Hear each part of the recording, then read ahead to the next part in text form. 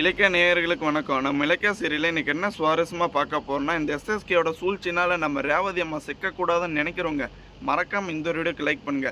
ஏன்னா அந்த ஒரு ஃபயர் வாட்சிங்கில் வந்துட்டு யார் யாரெல்லாம் உள்ளே இருந்தாங்க, யாரெல்லாம் தப்பிச்சாங்க அப்படின்னு இந்த மேனேஜர்கிட்ட வந்துட்டு இந்த எஸ்எஸ்கே டவுட் பட்டு கேட்டுட்டு இருக்காங்க. ஏன்னா கண்டிப்பாக உள்ளே இருக்கிறவங்க தான் வந்துட்டு இந்த ஒரு காரியத்தை பண்ணியிருக்கணும் அப்படின்னு.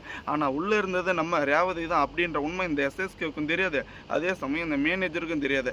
இந்த மேனேஜர்கிட்ட நீ வந்துட்டு எப்படியாச்சும் வந்துட்டு அந்த உள்ளே இருந்த லேடியை மட்டும் இங்கே வர வச்சிரு, அதுக்கப்புறம் இங்கே என்ன நடக்க போதோ நம்ம பார்த்துக்கலாம் அப்படின்னு இந்த எஸ்எஸ்கே இருந்துக்கிட்டு மேனேஜர்கிட்ட சொல்கிறாங்க.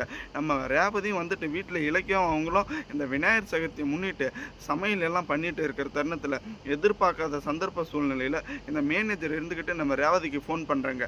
கண்டிப்பாக இந்த ஒரு ஃபோன் கால் அட்டன் பண்ணக்கூடாது, கண்டிப்பாக இந்த எஸ்எஸ்கேக்கு இந்த டவுட் வரக்கூடாது நம்ம ரேவதி மேலே அப்படின்றவங்க மறக்காமல் உங்கள் கருத்துக்களை கமெண்ட் செக்ஷனில் கமெண்ட் பண்ணுங்கள்.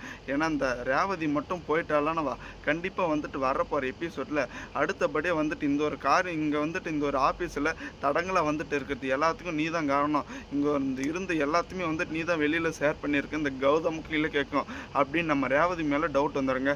ஏன்னா நம்ம ரேவதியை வந்துட்டு இந்த எஸ்எஸ்கே இன்னும் பார்க்கல, ஏன்னா இங்கே தான் வந்துட்டு இவள் வேலை பார்த்துட்டு இருக்கா அப்படின்ற உண்மையும் கூடிய சீக்கிரத்தில் வந்துட்டு கையங்காலமாக இந்த எஸ்எஸ்கேவும் இந்த தக்ஷாசினியும் போட்டு வச்சுட்டு இருக்கிற எல்லா சதி திட்டமும் சுக்குநூறாக உடையணும். அதாங்காட்டி வந்துட்டு எப்படியாச்சும் நம்ம ரேவதி வந்துட்டு இருக்கிற இடம் தெரியாமல் அங்கேயே வந்துட்டு